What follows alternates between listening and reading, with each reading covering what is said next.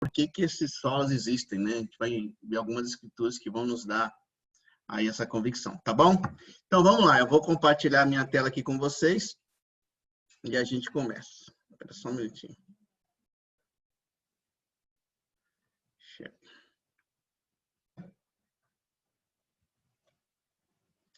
Vocês devem estar vendo aí, né? Deixa eu só minimizar aqui.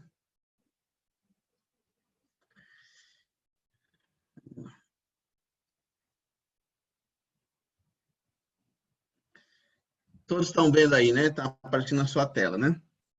Ótimo. As 5 sola ou somente da reforma, né? Aí estão elas. Sola Escritura, que é somente a Escritura. Sola Gratia, que é somente a graça. Sola Fide, que é somente a fé. Solus Christo, que é somente Cristo. E Soli Deo Glória, que é glória somente a Deus. Vamos lá. Por que as 5 solas, né? E é uma pergunta que as pessoas sempre fazem, né? O que significam as 5 solas e por que que elas surgiram?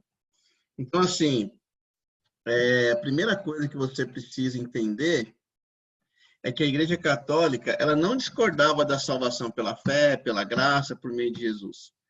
Ela não discordava dessas coisas. Qual era a questão, então? Ela não negava nem a importância da palavra, nem da glória de Deus. Porém, ela não aceitava o somente. Ou seja, fé, ok, fé a gente acredita, mais obras, né? Para ser justificado teria que ser fé mais obras, graça mais os méritos, Cristo mais a minha retidão. Então, o que acontece? Quando você põe alguma coisa a mais, você vai observar aqui, quando a gente vai passando os slides, você vai distorcer completamente. A gente viu para onde que foi esse a mais, né? Então, isso também serve para a gente entender a importância da gente ter as escrituras, né? Sempre ali, a fidelidade das escrituras. Então, os reformadores se opuseram. Você lembra um pouco, né, da história de Lutero, né? Ele tinha uma fé, mas ele tentava acrescentar coisas. Ele sofria muito com isso, né? E acabava que ele não conseguia mudar a vida dele. Bom, outros motivos importantes. Lembra? A reforma ela vai acontecendo e ela restaura aquela questão de cada um ler a palavra, e com a leitura da palavra você pode vivenciar a sua fé. Então, você não precisava mais, né, de pessoas, de um oficial da igreja falando o que você deveria fazer. Então, isso acabou desenvolvendo o sacerdócio universal, e com isso, né, surgiram várias confissões de fé, vários grupos são formados, a gente viu alguns deles, né? Então, entre elas, olha que interessante, as igrejas históricas, né, que a gente chama de históricas, presbiterianos, anglicanos e batistas, e outras confissões de comunidade. Então, o que acontece? Quando surgem essas várias comunidades, elas percebem que há diferença entre elas. Então, elas criam seus credos, né? Tipo, olha, o que nós cremos? O que nós acreditamos? O que nos diferencia da Igreja Católica? E aí cada um começou a desenvolver isso. Ainda não chegamos no sola. Esse pensamento vai chegar no 5 sola, porque esses grupos vão pensar o que nós temos em comum. Eu vou falar isso um pouquinho mais na frente, né? Eles pegam um núcleo, né? O que todo reformado deveria acreditar e praticar. Então, assim, não existe, né? Até pesquisei, olhei, mas não existe nenhum momento da história que fala assim, então, esses personagens importantes se reuniram e definiram os solas. Não, é uma coisa que foi se desenvolvendo e se consolidando com o tempo entre os reformadores. Então, assim, como eu tinha explicado, os reformadores, né, eles sentiam assim, nós precisamos ter um núcleo duro. Quando eu falo núcleo duro, eu falo aquilo que é importante, né, aquilo que é a essência. Pode ter outros desdobramentos, mas disso aqui, toda a fé reformada tem que ter esse núcleo duro, né? Então, assim, os 5 solas eles surgem também, olha que interessante.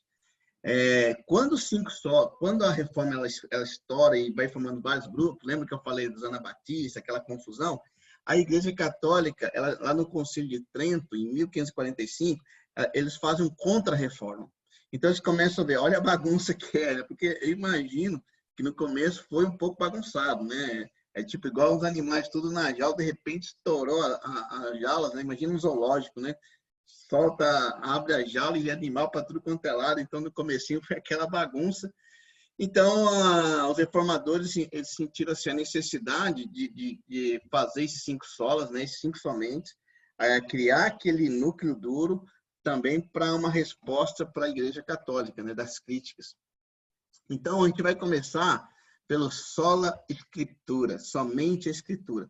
Irmãos, novamente, eu vou no ritmo rápido porque a gente tem muita coisa para estudar hoje. Então, assim, o que o sola escritura ele estava tentando combater, né? É claro que ele estava criando aquela unidade, mas também tentando combater algumas críticas da Igreja Católica e algumas práticas que iam contra, né, a ideia dos reformadores e a ideia bíblica, né? Então, assim, a visão da Igreja Católica, ela tinha a Bíblia como algo, como a palavra de Deus, porém, ela não queria que era a Bíblia somente, né? A gente vai ver que o Papa ele acaba se achando acima das Escrituras.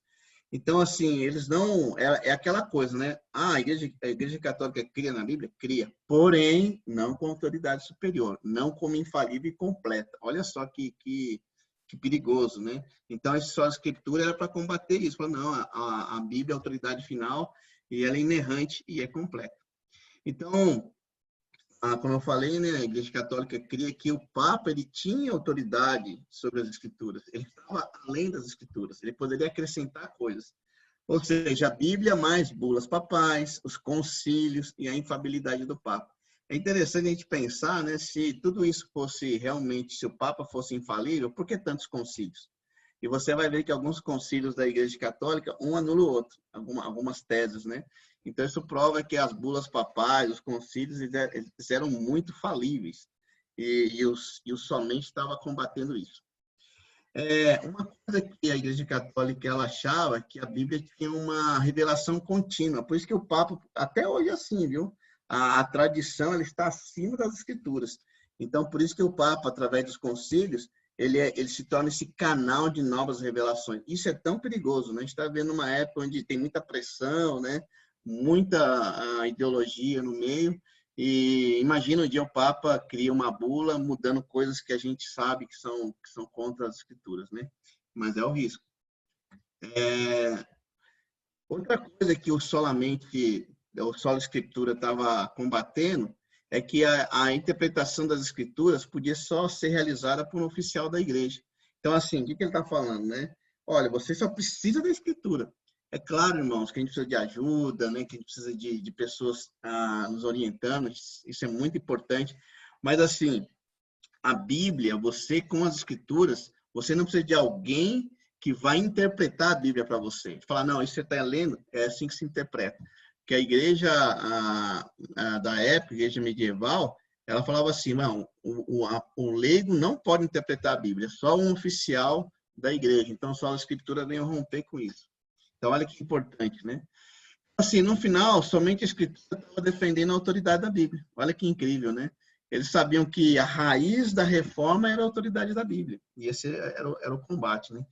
Defendia o livre acesso. O que eu quero falar para vocês, a gente olhando a história, a gente hoje abre a Bíblia, está no celular, né? Compartilha com quem quiser, mas isso tem tantas histórias. Esse fato da gente abrir a Bíblia e falar, tem muita história e muita luta, né? Pessoas defendendo esse livre acesso às Escrituras, né? Somente a Escritura é necessária, sem intervenção de um intérprete oficial da igreja.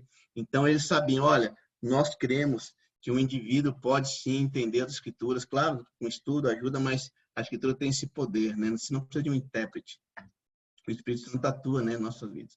Então, olha que interessante, algumas passagens que eu quero ler com vocês que prova isso, né? Fala sobre os bereanos, né? Os bereanos eram mais nobres do que os tessalonicenses, pois receberam a mensagem com grande interesse, examinando todos os dias as Escrituras para ver se tudo era assim mesmo. Então, havia o quê? Os bereanos, por eles, né, não tinha ninguém ali, um oficial, traduzindo. Eles, através das Escrituras, né, estavam aprendendo e verificando se aquilo que estava sendo pregado batia. 2 Timóteo 3, 16 a 17, né, uma escritura muito conhecida de todos nós aqui, né? Toda escritura é inspirada por Deus e útil para o ensino, para a repreensão, correção, para a instrução na justiça, para que o homem Não de pode Deus mexer no seja apto. microfone. para que o homem de Deus seja apto e plenamente preparado para toda boa obra. Então, assim, as escrituras, ela tem esse poder, né, de preparar a pessoa e para toda boa obra, para corrigir. Então, novamente, né, não precisa de um intérprete. Sim, ajuda, mas não um intérprete. Em 2 Pedro 1, 20 a 21, antes de mais nada, saiba que nenhuma profecia da Escritura provém de interpretação pessoal, pois jamais a profecia teve origem na vontade humana, mas homens falaram da parte de Deus impelidos pelo Espírito Santo. Então, o que é importante? Que eu queria que vocês entendessem aqui. Não é necessário uma autoridade oficial que defina o significado do texto. Então, assim, é muito diferente. Nós temos que extrair o significado do texto e não dar um significado para ele. Olha como isso é sério, né? A gente vive num tempo onde não há proibição, né? Onde não há uma autoridade oficial, e muitas pessoas dependendo de uma interpretação, ou de um pastor, ou de um líder, né? Então, assim, muito cuidado com isso, porque nós devemos extrair significado do texto, mas não dar um significado para ele. O que isso serve para nós hoje, e que também era algo que eles estavam combatendo? A gente tomar cuidado de valorizar experiências. Profecias, uma interpretação pessoal, né? Por exemplo, ultimamente, assim, trazendo para os nossos dias, teve um pastor aí muito conhecido, né? Muito seguido por muita gente, até da nossa igreja, que ele falou que a Bíblia precisava ser atualizada. Então, acho aí que Lutero, Zwingli, Calvino e todos os reformadores deram uma volta no remoeiro lá no túmulo, né? Porque não é verdade. Então, assim, a pessoa, a partir de um ponto de vista, começa a querer mudar. Então, já não é mais a Bíblia. É a Bíblia mais o meu ponto de vista. É a Bíblia mais do que eu acho. Isso é muito perigoso. Também, quando as pessoas, aparecem pessoas que falam, eu tive uma revelação, é o terceiro evangelho. Os mormons são assim, eles acreditam no terceiro evangelho. Os espíritas também acreditam nisso, né? No que Allan Kardec ele trouxe um novo evangelho. Outra coisa que eu já ouvi que é um absurdo, né? Entre Jesus e Paulo, eu prefiro Jesus. Jesus como a chave hermenêutica. Então, assim, quando você fala assim que a Bíblia, eu só vou valorizar as partes de Paulo, a parte de Jesus e as de Paulo só se eu gostar, então você cria aí uma grande confusão. E eu falo que isso é uma maneira tão sutil que entra na nossa igreja, né? Que pode entrar na sua experiência com Deus, e a gente está aqui vendo que isso foi um combate que os reformadores fizeram justamente para evitar, né? Ele falou, olha, é somente a Bíblia, nós não precisamos, assim, se Deus se revela através da palavra. Eu não estou falando, irmãos, que muitas coisas podem acontecer, só que eu estou falando assim, sempre a Bíblia vai ter autoridade. Se alguém falar, tive uma profecia e não tem nada a ver com as escrituras, não é profeta, né? Eu sei que a gente não crê nesse nível de revelação, né? Mas o Espírito Santo pode fazer qualquer coisa, mas eu queria, assim, que vocês entendessem, o Espírito Santo nunca vai revelar algo que vá contra a palavra dele mesmo, tá bom? Então, por isso que as escrituras somente. Então, o zelo para não usar a escritura fora do contexto, né? Acho que é isso principalmente que os reformadores estavam pensando, olha, nós vamos a Bíblia somente, mas muito cuidado. Por quê? Imagina, muitas heresias, né? Muita doutrina, ela sai quando a gente pega temas. Eu posso pegar uma escritura e encher de coisas. Sabe quando eu quero que a escritura fale aquilo que eu penso? Então, assim, quando você vai dar uma aula, vai pregar, eu acho assim bem interessante desenvolver a pregação expositiva. Você vai expor as escrituras. Porque se você pega um tempo, por exemplo, eu quero falar sobre amor. Aí eu vou falar 1 Coríntios 13, vou falar sobre João. Aí eu vou jogando lá. Então, assim, eu escolhi um tema, aí eu vou fazer que as escrituras fortaleçam o meu ponto, né? Quem que é o principal aí? O meu tema ou a escritura? Parece que é o meu tema, a minha ideia, né? A escritura só vai apoiar a minha ideia.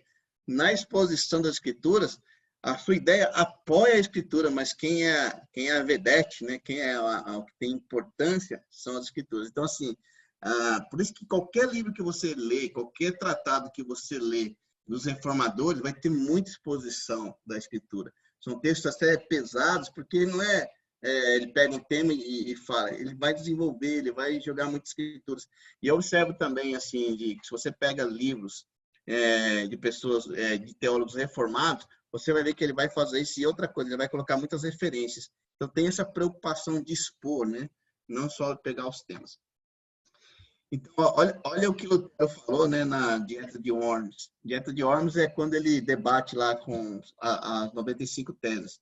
Ele fala assim, ó, um simples leigo armado com as escrituras deve ser mais acreditado que um papa ou um concílio sem elas. Olha que incrível, né?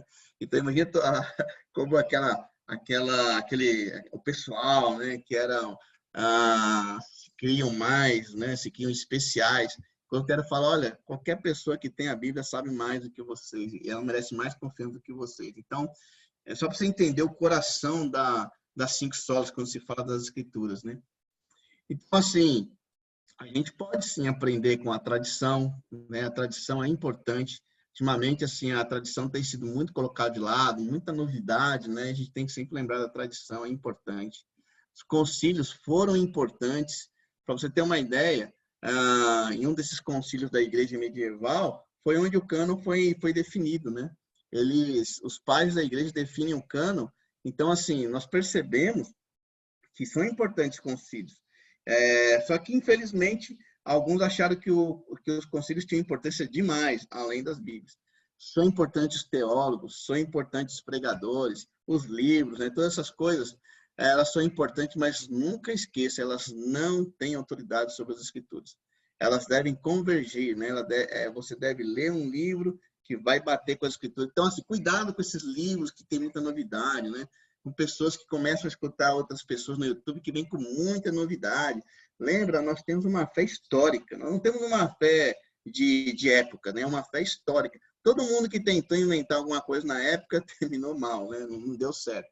Então, queria muito que vocês lembrassem disso. Só a Escritura, ela vem para confirmar a autoridade das Escrituras.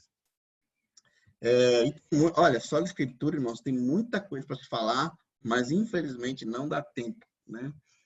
Vale aí um estudo mais profundo sobre isso. Tem muito material também. Solos Cristo, somente Cristo. Muito, muito importante entender essa sola aqui. Olha, então se você falar para mim, a Igreja Católica acreditava em Cristo? Claro.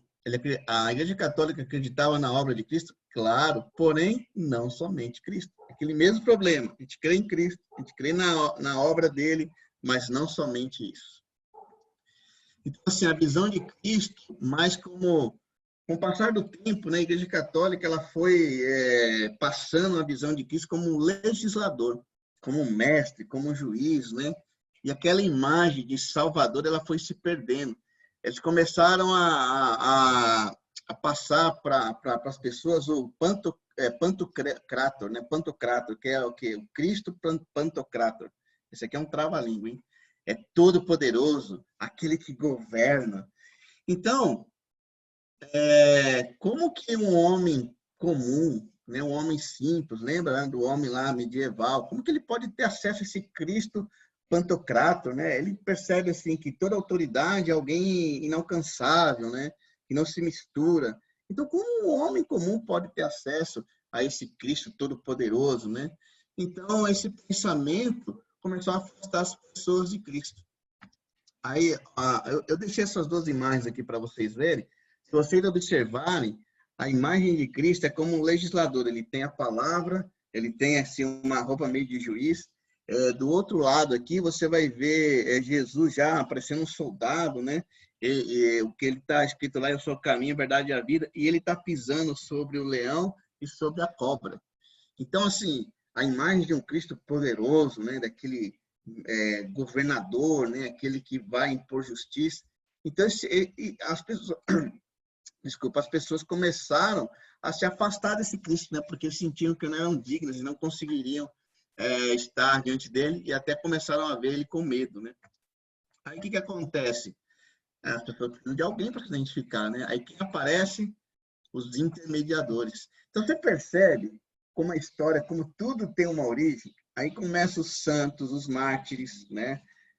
Porque ele é gente como a gente, né? Mãe, né? Puxa, todo mundo sabe que a mãe, ela tem um coração bondoso, né? Então, como é que eu falo com aquele legislador? Como é que eu falo com aquele Senhor Todo-Poderoso? Vou falar com a mãe dele. Então, essa era a ideia que foi se passando. Então, assim, outra coisa que é um problema, por que veio o Solos Cristo? É porque tinha a questão dos méritos também, a caridade. né? Tipo, se você é uma pessoa muito caridosa, ó, você tem crédito, né? Então, você precisa da obra de Cristo, mais a sua caridade, mais o seu cumprimento lá de ser um bom religioso, né? Cumprir os sacramentos. Então, isso foi também um problema que os solos cristos estavam combatendo. Mas, além do Cristo, que tinha que ter o purgatório. Ó, então, a gente precisa da obra de Cristo, mas provavelmente você não vai dar conta e você vai para o purgatório. Por quê? Porque lá você vai purgar seus pecados. Então, você vai sofrer, vai limpar seus pecados, aí tem as indulgências. Então, quer dizer, o que está se falando aqui? Que o sacrifício de Cristo não é suficiente, você precisa de mais coisas. Então, isso foi algo que o Saulo Cristo estava combatendo, né? Porque se você está sofrendo e por causa do seu sofrimento você está limpando seus pecados, você precisa de Cristo. Aí você fala, não, eu preciso, porém eu preciso completar a obra de Cristo. E não é o que a Bíblia fala, que Cristo ele é suficiente. Então, assim, esse era um dos combates. Coloquei essas imagens para você entender como foram criando os santos. E aí você vê lá Maria, né? Jesus como filho. Então, lembrando, olha, quer falar lá com o juiz, fala com a mãe, que ela tem um coração mais mole, né?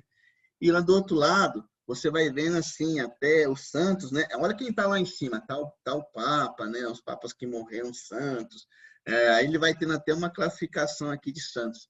Então é importante a gente perceber, né? Como que a mente das pessoas elas foram se deturpando, elas vão se afastando das escrituras.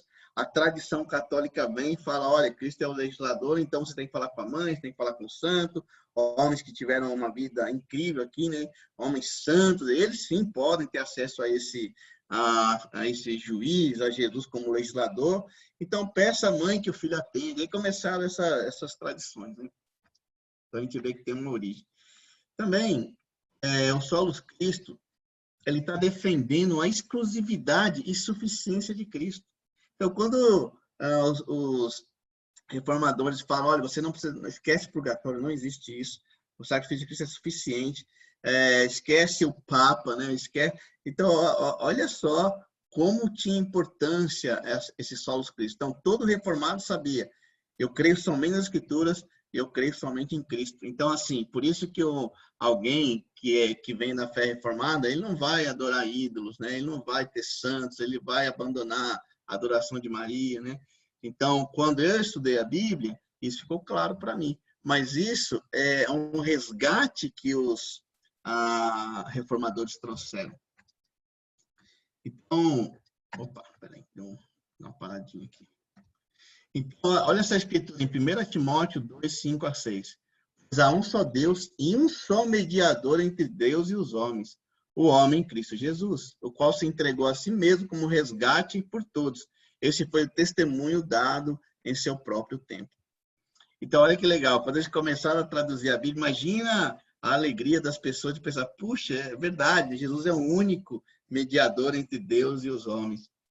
Então, ele é o único caminho, ele é o único conciliador, ele é o único capaz de reconciliar Deus e os homens, né? Porque há a questão do pecado que precisa ser resolvido e só Cristo pode resolver. Então, isso encheu o coração das pessoas, né? E animou muito, né? Então, eu queria que vocês pensassem assim, lembrassem, né? O que eu falo? Que o único sacrifício capaz dessa obra redentora é Jesus, né? Não são as obras, não são não são as penitências. As obras, elas são, a gente vai perceber aqui depois que as obras, quando a gente for falar da fé, ela é uma consequência, ela é uma evidência, né? Mas Jesus, ele é o leão, né? E ele é o cordeiro. Isso é incrível, né? Em Apocalipse, ele vai aparecer com essas duas. Uma hora Jesus aparece como leão, outra hora ele aparece como cordeiro, e a gente percebe isso nas Escrituras, né? Então, Jesus é o único capaz de fazer essa obra, né? De unir o homem a Deus, reconciliar. Então, assim, tudo que nós, olha que incrível, tudo que eu e você, tudo que nós precisamos para a nossa salvação está em Jesus. Não está na figura de um santo, não está na figura da igreja. A gente fala assim, a igreja não salva ninguém, é verdade. A igreja é a reunião dos santos, dos salvos, né? Nós precisamos da igreja, é um lugar onde nós vamos desenvolver a fé, mas quem nos salva é Jesus. Não são as nossas obras, sim Jesus. Então, assim, apesar de Moisés, profetas, apóstolos e todos aqueles que podem nos ajudar em nossa fé, Só Jesus é mediador único e final. Entendeu? Então, assim, por que nós confessamos pecado uns aos outros? Só um minutinho.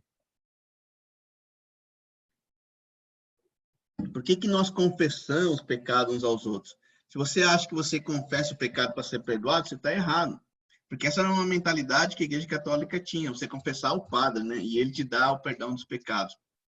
Ainda que o padre achava que ele tinha uma autoridade que vinha de Jesus. Aí depois eu vou explicar isso. Mas assim, nós confessamos o pecado uns aos outros para receber ajuda, né? Porque quem perdoa o pecado é Deus, não é o irmão, não é o fato de você confessar que seus pecados estão perdoados. Então você percebe como é fácil a gente achar que as coisas que nós fazemos, ela tem poder de perdoar os pecados? Não tem. O único que perdoa o pecado é Jesus. Fazemos as coisas, né? Confessamos aos outros para receber ajuda e é um conselho e uma direção bíblica. Em Tiago isso. Então, ninguém tem esse poder de ser intermediador como Jesus, de pagar esse resgate. Então, irmãos, é sério. Ninguém tem esse poder de ser intermediador entre nós e Deus. Somente Jesus. Por isso que eu falo, nós precisamos ter a nossa... Quando a gente for falar de Deus, a gente fala assim, eu sou um discípulo, faz isso. A gente fala muito da obra, né? Nós temos que falar mais do que Cristo fez em nossas vidas. Isso tem um impacto muito grande. Porque, no final, quem paga o resgate não é o que a gente faz, mas é o que Cristo fez. Bom, então, assim, antes da gente estar na sola feed, vamos observar, talvez eu vou ser repetitivo, porque as solas, elas são bem harmônicas e às vezes ela tem pontos de interseções. Então, assim, a gente vai falar solo Cristo, solo gratia e sola fide, somente Cristo, somente a graça, né? E somente a fé, você vai ver que elas se entrelaçam. Então, talvez eu repita alguma coisa, mas eu acho que vai ser muito bom para você fortalecer aí essa convicção. Então é isso, irmãos. Claro, novamente, se a gente for falar de solo Cristo, tem muito material, muita escritura que comprova isso, né? Mas aqui é uma pincelada pequena de algo tão importante para a nossa fé, que os reformadores também estavam colocando, né? Então, aqui, sola fide, somente pela fé. Isso aqui é bem desafiante. Então, assim, por que a Igreja Católica não acreditava na fé? Acreditava. Só que ela acreditava na fé como um início, né? Mas não como o suficiente. Então, os reformadores vêm para falar assim, não, nós somos salvos somente pela fé. E vamos desenvolver essa ideia. Então, assim, a Igreja Católica falou, não, a fé só é um start, só é um começo. Quer dizer, para você ser justificado, né? Quando eu falo justificado, é você em paz com Deus. Você pode... eu acho incrível se você puder um dia pegar essa palavra justificação e ler na Bíblia onde ela está e o que ela significa no texto. Né? Por que Paulo fala muito? Provavelmente no estudo da graça vai se falar muito sobre isso. Eu, uma vez, há muito tempo atrás, eu perguntei para a igreja de BH se eles sabiam o que era justificação e poucos sabiam de fato. Né? Então, eu espero que os irmãos já saibam aqui, os irmãos do BH, né? A gente tem desenvolvido bastante esse tema. Mas, assim, a justificação é você justo diante de Deus. A gente vai ver que somente Cristo, né? Quando eu falei, ele que fez, ele que pagou o resgate. Mas a Igreja Católica achava que a fé era um início, aí você deveria ir na sua vida cristã, indo se justificando, e com a fé, mais alguma coisa. E os reformadores falaram, não, somente a fé. E aí, como é que a igreja começava? Pelo batismo. A Igreja Católica, ela acreditava assim, o ritual do batismo era regenerativo, ou seja, o homem ele tem a natureza pecaminosa, né? Então, esse batismo infantil, ele tirava, ele mudava a natureza do homem. Então, ele passava de um pagão a um filho de Deus. Então, assim, isso é muito forte. Eu lembro de histórias, né, de pessoas que filho morre bebê, as pessoas chegaram a desenterrar para batizar a criança porque alguém falou que ela era uma pagã. Então isso era muito forte a ideia, né, de se a criança não foi batizada, ela não está salva. Porque ela tem o pecado original. Então a única maneira é o ritual. Irmãos, o batismo não salva, quem salva é a fé. O batismo é uma declaração de fé, quem salva é Cristo. Por isso Paulo fala, né, quando nós somos batizados em Cristo, né? E isso não vem de nós, eu vou mostrar aqui. Então, assim, muito cuidado para a gente não achar que o ritual é que salva, né? E sim, a gente sabe que o batismo é uma declaração de fé, por isso que a gente vai lá e fala, Jesus Cristo é meu Senhor, e a gente é batizado, né? Então, o batismo é super importante, mas a gente não pode cair no mesmo erro da Igreja Católica, né? De ver o batismo como um ritual que salva. Aí o que mais que a igreja acreditava? Que além da fé, aí você tinha que ser batizado, você tinha que ser, né, tô falando de batizado como criança, né? Você tinha que fazer as penitências e aí você ia fazendo. Lembra de Lutero, que ficava se batendo, ele ficava ajoelhado lá nas pedrinhas, porque ele achava que ele cria em Cristo, porém ele achava que tinha que fazer mais coisas. E aí ele ficava sofrendo daquele jeito. Então, assim, outra coisa que a igreja falava, você tem que ter fé que Deus vai perdoar seus pecados, porém o perdão dos pecados só era por meio de um padre. Por quê? Porque na mente da igreja medieval, Pedro recebeu as chaves, né? A igreja tinha esse poder. Aí aquelas que fala assim, ó, que vocês desligarem na terra, está desligado no céu, vocês desligarem na terra, está ligado no céu. Então, assim, não é que o padre achava que ele tinha o perdão dos pecados, mas ele achava assim, eu represento a igreja e eu posso dar o perdão dos pecados, e já dava o quê? Quando você ia lá confessar, além dos pecados, dava uma penitência, né? Então, quem é católico e passava por esses rituais, lembra disso. Então, assim, a penitência, ela era uma obra satisfatória, ou seja, era um complemento do arrependimento. Tipo, você está arrependido? Ok, beleza. Agora você tem que fazer isso, isso e isso para completar seu arrependimento. E aí os reformadores falam, não, é somente pela fé. Então, essa figura mais ou menos mostra qual é o entendimento.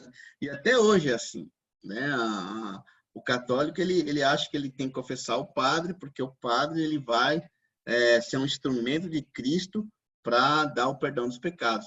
Aí já conflita com somente Cristo, né? Então, por isso que os reformadores procuraram fechar esses 5 solas para que o povo reformado fosse um povo de muita convicção, né? Não caísse nesses erros. Então, a Igreja Católica pregava a fé mais obras, né? As indulgências eram para completar essa fé, e o conceito de justificação, né? Então, assim, como que uma pessoa injusta pode se tornar justa? Como que uma pessoa cheia de pecado pode enfrentar e passar pela santidade de Deus, o juízo final, né? Então, assim, o que eles falavam? Olha, você precisa ter obras, porque a fé sem obras é morta. E isso é verdade. Mas olha o perigo de eu pegar uma escritura, isolar ela de todo o resto. Uma coisa, irmãos, que é importante, quando você lê uma coisa nas escrituras, quando você vai estudando o resto da Bíblia, ela tem que pegar esse tema e destrinchar para você. Tá entendendo? Por exemplo, você não pode pegar uma parte da escritura e defender um ponto, aí você vem com outra parte da escritura para defender o ponto contrário. Então, peraí, a Bíblia, então, ela está numa confusão, né? Se você fala assim, não, a fé salva, beleza, olha aqui essa escritura. Aí ele vai falar assim, não, a fé não salva, olha aqui essa escritura. Então você está combatendo a Bíblia com a própria Bíblia, porque isso aí o contexto foi tirado. Então você cai nisso, né? Por isso que a gente precisa sempre entender que é importante a gente ler a Bíblia. Aí você vai lendo, peraí, não é bem isso. Isso aconteceu com Lutero, a gente vai falar aqui. Ele teve uma hora que ele confundiu, ele nem queria aceitar a carta de Tiago. Mas o argumento era esse: fé sem obras é morte, isso é verdade. Né? Tiago 2, 14, 17 fala isso, né? O que adianta, meus irmãos, alguém dizer que não tem obras? Olha só, acaso a fé pode salvá-lo? Se um irmão ou uma irmã estiver em estado de roupas e do alimento cada dia, e um de vocês disser, vá em paz, aqueça-se, alimente-se até satisfazer-se, sem poder dar-lhe nada, que adianta isso? Assim também a fé por si só, se não for acompanhada de obras, é morta. Então, quando ele fala fé acompanhada, ele não está falando, ele começa a especificar uma fé que é morta, quando não tem obras. Por exemplo, se você vai ler no resto do texto, você vai falar assim, os demônios também têm essa fé morta. Eles creem e tremem de medo. Então ele especifica, né? Ele não está falando que a fé. Eu sei que nesse momento talvez fique um pouquinho confuso, mas quando eu avançar um pouquinho vai ficar mais claro. Então, esse argumento a Igreja Católica falou: tá vendo? Tiago falou, fé sem obras é morta. Então, esse negócio salvos pela fé não é verdade. Então, como que os reformadores chegaram a esse ponto, né? Então, olha só, como eu falei, Lutero teve tanto problema com essa carta que ele falou assim: não, a carta de Tiago é uma carta de palha. Lutero era bem assim, emocional, né?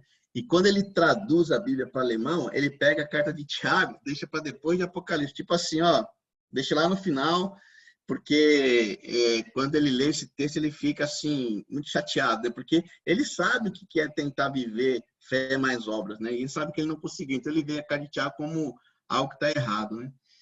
Mais tarde, olha que interessante. Lutero, ele reconhece, ele compreende o livro de Tiago, ele compreende o que Tiago estava ensinando sobre a fé, e aí ele volta para o lugar certo, o livro, ele traduz, faz uma segunda edição e passa para o povo, né? Então ele reconhece isso. E eu vou, mais tarde, eu vou explicar para você essa questão, tá? Pode ficar tranquilo. Então, assim, o que eu acho interessante, né? Que eu acho que a gente tem perdido um pouco. As pessoas do século XVI, elas acreditavam no juízo final, elas estavam preocupadas, né? Ó, o dia que chegar diante de Deus, o que vai valer, né? Aí a Igreja Católica começou a colocar várias coisas. E os reformadores falaram, não, você só vai precisar de Cristo, somente pela fé, né? Mas isso é interessante, as pessoas, porque a morte era tão próxima delas, né? Elas acreditavam no juízo final. Hoje parece que isso também assim, né? Você vai num velório, eu até hoje não encontrei um morto que é ruim. Todo morto é gente boa, né? Ele pode ter sido o pior homem do mundo, a pior mulher do mundo, mas quando morre, as pessoas têm essa ideia, né, que não vai ter um juízo, né? Que no final das contas tudo vai dar certo. Mas o pessoal lá do século XVI, eles sabiam, há um juízo, e a Bíblia fala sobre um juízo, não um encontro com Deus. Então, assim, a igreja com as pessoas daquela época acreditavam na ira de Deus, na justiça de Deus e no inferno. Os reformadores também acreditavam. O problema é como nós vamos lidar com isso, né? Então, a Igreja Católica vem com uma teologia e os reformadores, baseados nas Escrituras, vêm com outra, né? E aí eles colocam os 5 solas. Mas é interessante eles lembrarem, assim, isso tem se perdido um pouco, né? As pessoas vivem como se Deus não existisse, né? E como se não houvesse juízo final. Todas essas convicções levavam a uma pergunta importante, né? Como que o homem é salvo? Como um homem tão injusto pode ser salvo, né? Hoje, as pessoas pensam muito pouco nisso, né? Hoje, como eu falei, parece que a morte purga todos os pecados, né? A pessoa se torna, todo mundo está indo para o céu, não tem ninguém enfrentando o inferno, né? Mas a grande pergunta que o pessoal era preocupado é como que o homem pode ser salvo? Então, esse é um motivo pelo qual a justificação é um assunto tão relevante, ó, ser justificado, como que eu posso ser justo diante de Deus? E isso é um assunto extremamente importante, isso estava rondando, hoje a gente talvez está, o assunto mais importante é se vai ter vacina, se não vai ter, como que vai ter, a gente já sabe que vai ter, se é boa, se não é. Essa é a nossa pergunta, né? Mas na época lá, como que eu posso ser salvo? Como que eu posso ser justo, né? E aí você vê muita gente atrás dessa questão, e aí as pessoas, né, por isso que as pessoas eram exploradas, né, indulgência e tudo mais, que a gente estudou.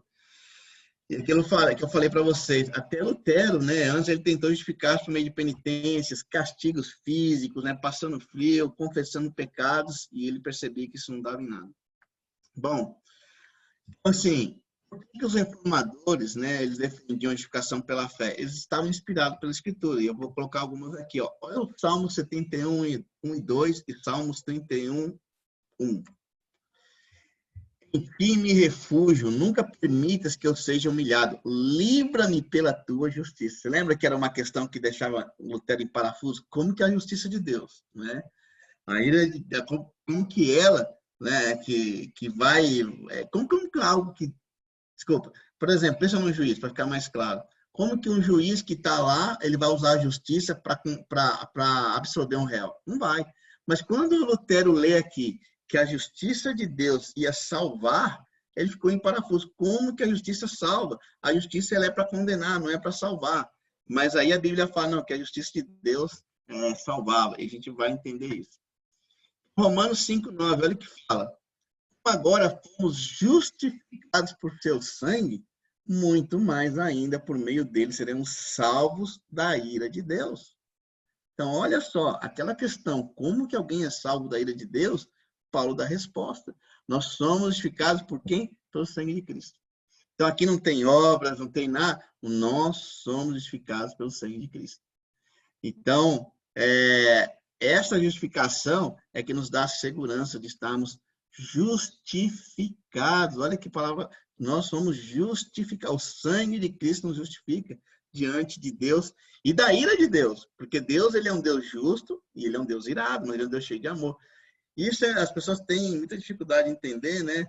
É igual eu falo assim, se seu filho está fazendo algo errado, você não fica irado com o pecado dele, você não quer matar seu filho, mas você sabe, puxa, digamos que seu filho está usando drogas.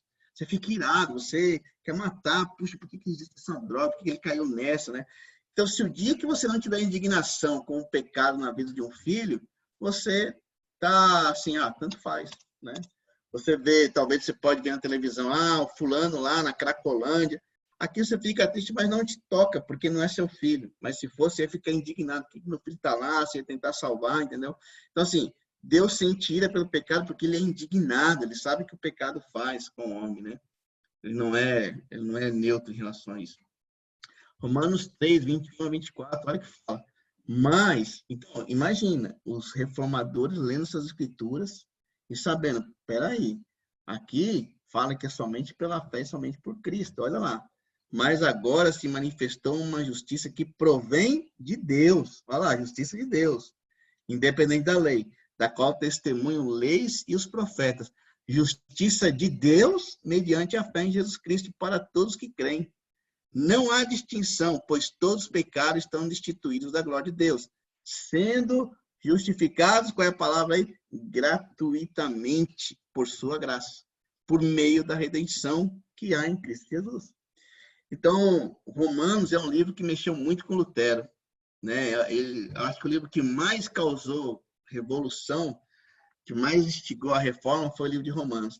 E esse texto é incrível, porque fala que a justiça vem de Deus mediante a Jesus para todos que creem e é de maneira gratuita, né? Não precisa de penitência, não precisa do mais, né? Então é somente por Cristo, é somente pela fé. E ele fala aqui, Paulo termina falando, olha, há redenção em Cristo Jesus. Isso é incrível. Bom, Romanos 4, de 1 a 3, olha, mais do que diremos. Espera aí, deixa eu só tirar aqui um. Portanto, que diremos do nosso antepassado Abraão? Se de fato Abraão foi justificado pelas obras, ele tem do que se gloriar, mas não diante de Deus. Que diz a Escritura? Abraão creu em Deus, e isso lhe foi acreditado como justiça. Então, assim, fé, né? É engraçado porque Paulo fala sobre Abraão, justificando somente pela fé, e Tiago também fala sobre Abraão, falando que Abraão teve obras. A gente vai entender que Paulo e Tiago, eles não estavam brigando, nem a Bíblia está em desarmonia nesse ponto. Mas ele fala que o que Paulo está ressaltando é que Abraão, ele creu, a fé foi suficiente. Deus o tornou justo por causa da fé, não porque ele havia feito. O que eu queria que você vai perceber depois é que Tiago fala para um público e Paulo fala para outro público. Isso faz muita diferença na interpretação das Escrituras. Entendimento, né? Romanos 5, tendo sido, pois, justificados pela fé. Lembra? Justificado. Como que eu posso ser justo diante de Deus? Tendo, pois, justificados pela fé, temos paz com Deus. Lembra que eles morriam de medo, né? Deus vai me jogar no inferno. Tendo, até medo de Jesus eles tinham, né?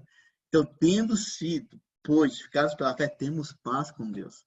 Por quê? Por nosso Senhor Jesus Cristo. Então, assim, a justificação pela fé é um tema que ardia no coração dos reformados, né? Colossenses 2:12, olha que incrível. Isso aconteceu quando vocês foram sepultados com ele no batismo. E com ele foram ressuscitados mediante o quê? A fé no poder de Deus, que ressuscitou dentre os mortos. Então, assim, não é o batismo da Igreja Católica, que você é um pagão e você tem a natureza humana, e o batismo vai regenerar e você vai... Não. Aqui nós estamos falando de um batismo que vem por meio da fé no poder de Deus. Nem é no que você faz, né? Você cumpriu todos os desafios direitinho, então você pode ser batizado. Não, a gente só pode ser salvo, e o batismo é a declaração de fé, por meio da fé. Na verdade, quando você é batizado, só tem água ali, né? Mas quando você entende o significado, o quanto aquilo expõe a nossa fé, fica maravilhado. Eu adoro quando as pessoas vão ser batizadas, né? E a igreja também percebe isso. Aí fala, qual é a sua boa confissão? Jesus Cristo é meu Senhor. As pessoas aplaudem, né? Porque é isso, é essa confissão, né? E aí você é batizado e você tem esse sentimento de gratidão, porque Deus fez tudo, né? Então, o poder está mediante a fé, o poder está em Deus e não nas coisas que nós fazemos, nem no ritual. Então, assim, será que Paulo e Tiago se contradizem, né? Então, olha o que Paulo fala em Efésios 2, de 8 a 10. Isso aqui é incrível, essa escritura. Fala assim, pois vocês são salvos pela graça, por meio da fé. E isso não vem de vocês, é dom de Deus, né? Dado por Deus. Não por obras, olha, incrível, para que ninguém se glorie. Porque somos criaturas de Deus realizadas em Cristo Jesus, para fazermos boas obras, os quais Deus preparou antes para nós as praticarmos.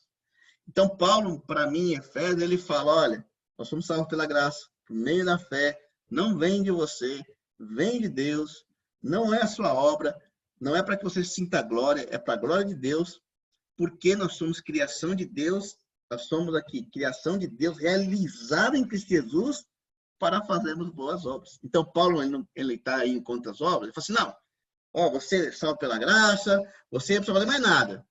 Mas ele fala, olha, toda essa obra de Cristo torna você justo, você não faz nada realmente. Não precisa fazer nada para ser salvo, mas aqueles que verdadeiramente são salvos, eles vão abundar em obras, né? E ele fala assim, versículo 10 novamente, porque somos criação de Deus realizada em Cristo Jesus para fazermos boas obras. E ainda fala mais, as quais Deus preparou antes para que nós a praticarmos. Ou seja, a prática de boas obras é importante, Deus espera isso, Deus faz isso no plano de salvação, só que ele fala, não é isso que te salva. Né? Paulo ele começa, vocês são salvos pela graça por meio da fé. Eu te animo a meditar nessa escritura que é muito inspiradora. Mas, né, é que eu falei que não somos salvos pelas obras, mas para fazer as obras, né? Isso é incrível, ó. Você não é salvo pelas obras, mas você é salvo para fazer boas obras. Obras como evidência de uma fé salvadora. Então, assim, o Sola Gratia vai completar muito e vai ter pontos de contato, né? Então, acho que a gente pode até continuar com uma sequência que vocês vão entender. Então, somente pela graça. Olha só o desenvolvimento, somente por Cristo, somente pela Escritura, somente por Cristo, somente pela fé e somente pela graça. Então, assim, a igreja medieval acreditava na graça? Sim, acreditava. Mas qual é o problema? Não somente na graça. Então, o somente é muito importante. Então, olha só. Tem um cara chamado Pelágio, né? Ele defendia o quê? Que Cristo ele era um modelo. Né? Ele não era, ele não pregava Cristo como um salvador, só como um modelo. Então, ele falava que o homem, se ele se esforçar, ele poderia alcançar a salvação. Quem combate isso, sabe quem é? A Igreja Católica. Então, a Igreja Católica, Pelágio era da Igreja Católica, né? E a Igreja Católica combate isso, que o homem pode se purificar por meio das suas obras. Fala, não, não pode, porque você precisa da graça. Mas qual é o problema, então? A Igreja Católica ela acredita na disponibilidade da graça, porém defendia que você deveria cooperar para tornar a graça eficaz na sua vida. Então, isso gera um problema, por quê? Qual que é o problema? Se a graça é disponível, mas eu preciso cooperar, onde que eu vou focar? Vou focar na graça ou na cooperação? Aí começa o problema, porque você sabe, ó, a graça está aqui, mas eu preciso alcançar essa graça. Eu preciso merecer essa graça. E Paulo fala que não é assim. E aí, por causa disso, começa, né? Começa, ó, santo, começa a penitência, começa várias coisas no intuito de alcançar a graça. Tipo assim, como é que eu vou ter acesso a isso, né? Então, esse foi o grande problema que os reformadores estavam combatendo. Então, a graça, deixou de ser o foco e as obras se tornaram mais importantes. Eu preciso adquirir essa graça. O que eu tenho que fazer para conseguir essa graça, né? Então, esse é o grande problema. As coisas foram invertidas. Então, isso deu espaço, como eu falei, indulgência, purgatório, porque o purgatório você purga seus pecados, porque tem uma graça ali, só que você tem que fazer algo mais para alcançar essa graça. Aí a gente vê a concentração no purgatório, nas indulgências, sacramento, legalismo, penitência, e isso é um erro que a gente pode cair muito, né? Achar que se tornar um legalista, né? Tentar se salvar pela lei, ou ter acesso à graça pela lei. Então, olha que interessante esse pensamento, né? Olha lá, os santos pedindo para a mãe de Jesus, Jesus no colo, e aí Jesus dando ordem aos anjos, não sei, né? Parece que a mãe falou com Jesus, ou ela está no comando, e aí o anjo vai lá e tira as pessoas do purgatório, né? Conforme o Papa pedia. Papa, ó, tem mais ou menos do jeito caindo aí, então vai lá, ó, mãe de Jesus, fala para Jesus tirar mais um, aí Jesus manda o anjo. Então, isso era muito forte na mente das pessoas. Né? Então, olha como, quando a gente pega o foco na graça, olha os absurdos que a gente pode desenvolver, né? Então, isso é muito importante. Estou animado aí que vai ter uma aula sobre a graça. Então, os reformadores voltaram para as Escrituras. Olha só, Efésios 2, de 4 a 5. Todavia, Deus, que é rico em misericórdia, pelo grande amor com que nos amou, deu-nos vida com Cristo, quando ainda estávamos mortos em transgressões. Pela graça, vocês são salvos. Então, assim, a gente, quando fala assim, que Cristo nos chama, que Deus nos dá vida, quando a gente está morto em pecados, né? Não é que você fez alguma coisa que Deus falou, nossa, que pessoa especial, olha o que ela fez. Eu até brinco aqui com a igreja, né? Eu, quando eu ainda não estava minha fé madura, eu pensava assim, gente, o que eu fiz que Deus olhou para mim e falou, eu vou chamar esse menino? E vocês acreditam que eu achei, né? Eu de alguma maneira encontrei, uma vez eu fiz isso, aquela ação foi tão boa, né? Eu acho que Deus falou, nossa, esse menino aí é de ouro, quero aqui do meu lado. Pra você entender a imaturidade, né? Quando eu entendi, gente, Deus me escolheu quando eu estava morto em meu pecado. O morto não tem reação, né? Como que eu vou fazer algo para chamar a atenção de Deus? Por isso que Paulo fala, olha, vocês são salvos pela graça. Então, Efésios 2 é um livro muito interessante para a gente ler. Só um minutinho aqui. Efésios 2, olha lá, de novo, 8 a 10. Vocês são salvos pela graça, por meio da fé, isso não vem de vocês, é dom de Deus, como eu falei, eu já li, a gente vai repetindo, né? Não por obras para que ninguém se glorie. Porque somos criação de Deus realizada em Cristo Jesus para fazermos boas obras, as quais Deus preparou antes para nós as praticarmos. Então, assim, olha o trabalho de Deus, né? Aqui já tem algumas solas já, uma única escritura. Então, tudo isso vem de Deus. Isso é incrível, irmãos, porque se viesse de nós, a gente não daria conta, né? A gente não consegue. Para pensar, né? Quando você vou ter um ano incrível.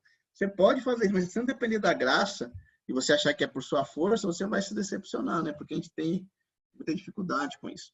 Mas é incrível pensar que Deus, ele nos salva por meio de Jesus. Gálatas 2:21. Não anula a graça de Deus, pois se a justiça vem pela lei, Cristo morreu inutilmente, né? Era o que Pelágio defendia, né? Que Cristo era um modelo. Então, a morte de Cristo não valia de nada. Foi só para ele. Né? E Paulo fala que não, né? Não é que Pelágio estava nessa época. Estou falando que o pensamento de Pelágio é futuro, tá bom? Romanos 6, de 1 a 2. Que diremos então? Olha, essa é uma coisa que as pessoas falam, né? Que diremos então? Continuaremos pecando para que a graça aumente? Porque se a graça perdoa os pecados, então eu vou pecar mais para que a graça seja abundante, né? Aí Paulo responde, de maneira nenhuma. Nós, os que morremos para o pecado, como podemos continuar vivendo nele? Então, assim, a graça, ela tem uma ação tão transformadora que alguns falam assim, mas se eu falar da graça, as pessoas vão ficar acomodadas, né? Então, basicamente, eu preciso falar do juízo, eu preciso falar do inferno. Precisa, sim, mas assim, Deus, o plano de Deus não é que as pessoas sejam salvas porque tem medo do inferno. Vê a diferença? Porque eu posso pôr medo nas pessoas, que a gente vê aqui é que as pessoas têm que ser motivadas pela graça, né? Gratidão. E não esse medo, né? Olha, se não fizer isso, você vai para o inferno, inferno, inferno, inferno. O inferno existe, deve ser falado, mas ele não é a motivação primordial. Ainda que Cristo ensinou sobre o inferno e falou sobre isso, né? Então, assim, a dívida está paga, né? Os reformadores tinham a convicção de que não era necessário pregar o medo do inferno que eu estava falando, né? Mas sim o amor de Deus, assim, o que eu acho incrível, né? Em Atos 2, quando a gente começa a ver o início da igreja, Pedro, ele prega. Quando a gente fala sobre graça, então falando assim, você pode falar, porque assim, a graça só faz sentido se você tiver uma dívida. Então você pode falar da dívida, né? Então quando Pedro fala, olha, em Atos 2, vocês crucificaram Jesus, né? Ele era o Senhor, ele era o Messias, ele era o Filho de Deus, ele era o próprio Deus e vocês o crucificaram. As pessoas ficam mal, uau, eu sei, eu reconheço, o que eu tenho que fazer? Aí Pedro fala, arrependa, seja batizado, né? Porque vocês foram perdoados. Então, assim, Pedro pregou a mensagem, uma mensagem forte, uma mensagem desafiante, mas veio também com a graça, isso é incrível.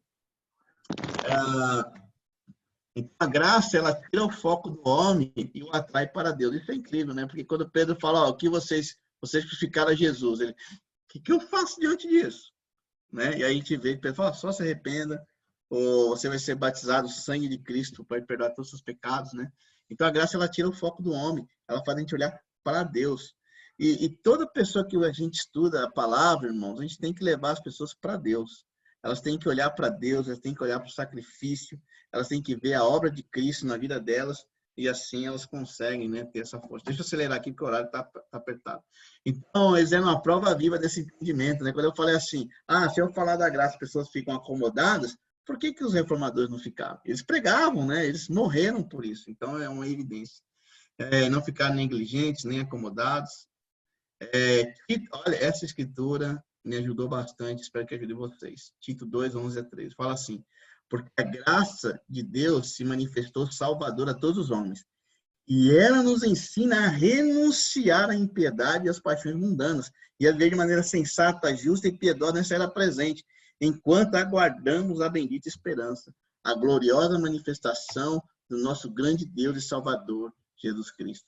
Então, olha que Tito fala, a graça se manifesta salvadora a todos os homens, e ela nos ensina a renunciar à impiedade. Então, a graça não te ensina a ser cômodo, a enfiar o pé na jaca, né, como a gente fala, a ir para o pecado. Ela ensina você a renunciar. Isso é incrível. Bom, então vamos entrar no último tema aqui, sólio Deo glória, glória somente a Deus. Vai completar um pouco também do somente pela graça, né? Você vai entender. Então, assim, olha que incrível, né? Glória somente a Deus, ele é aquela finalização, né? Congruente de todos os solas, ou seja, tudo que nós fazemos é para a glória de Deus. Então, assim, quando dizemos somente a glória de Deus, significa atribuir somente a Ele toda a honra. Esse solo é importante, porque lembra que as pessoas, a Igreja Católica começa a dar honra a Maria, começa a dar honra aos santos, começa a dar honra ao que você faz, e aí vem os reformadores e falam, não, glória e honra somente a Deus. Isaías 42:8, olha o que fala. Eu sou o Senhor e este é meu nome. Não darei a outra minha glória, nem a imagens o meu louvor. Então Deus fala, eu não dou a ninguém, nem a imagens, né? Deus sabia que o povo sempre teve esse coração idólatra, né? Ezequiel 20:44. E saberão que eu sou o Senhor, quando eu tratar com vocês por amor do meu nome, e não de acordo com seus caminhos maus e suas práticas perversas, ó nação de Israel. Palavra do Senhor, o soberano. Irmãos, lê depois de Ezequiel, lê a história de Israel, você vai perceber que Deus salva o povo de Israel por causa do nome dele e da glória dele, não pelo que o povo faz. Porque o povo tinha que ser aniquilado, né? Toda hora Moisés usa esse argumento e fala, Deus, imagine se você aniquilar esse povo aí, o que as outras nações vão falando, né? Por que Deus permite esse diálogo? Porque ele sabe que no final é a glória dele que é importante. Se Deus se gloriasse no homem, ele seria um idólatra, né? Se a glória de Deus estivesse em você ou em mim, né? Nós refletimos a glória de Deus, é bem diferente, né? Mas se Deus fala assim, eu amo tanto homem que eu faria qualquer coisa, ele está idolatrando um homem. Deus fala, eu não dou a minha glória para ninguém. Então, cuidado, esses aí que falam, o homem é o centro da vontade de Deus, que tudo... Não é. O Deus, o centro da vontade do homem é Deus e não o contrário. 1 Coríntios 15:40 a 41 fala sobre isso. Há corpos celestes, também corpos terrestres, mas há o esplendor dos corpos celestes é um. Os corpos terrestres é outro. Um esplendor do sol, o outro da lua, e outro das estrelas. E as estrelas diferem em esplendor umas das outras. O que Paulo está falando? Né? Que cada coisa tem a sua glória, mas é um reflexo, são glórias diferentes. E você, Romano, vai usar isso, né? Se o homem olhar a natureza, ele vai contemplar Deus, ele vai entender que existe um Deus. O problema é quando o homem começa a adorar a natureza, né? Acha que a natureza é Deus, aí começa a falar mãe natureza, né? Que isso, que aquilo, energia, e começa a virar uma glória para as coisas que Deus criou e não para o próprio Deus. E Paulo fala assim, as coisas existem, seu esplendor, mas são reflexos da glória de Deus. Eu acredito assim, alguns falam assim, né? Antes de entrar aqui, fala assim que, acho que tem ET, né? Porque você olha o universo. Não é possível que Deus fez o universo e no universo só mora o único lugar que tem seres vivos, sei lá, né?